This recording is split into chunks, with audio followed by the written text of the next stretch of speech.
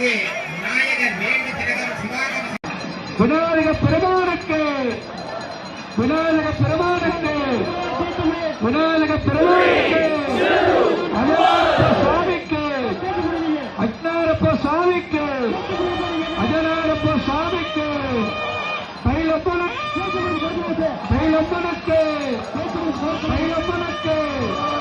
ஓம் சக்தி ஓம் சக்தி ஓம் சக்தி ஓம் சக்தி. இப்பொழுது கலசத்திற்கு அலங்கார பூஜைகள் எல்லாம் நடைபெற உள்ளது. அதனை தொடர்ந்து கண்டிப்பாக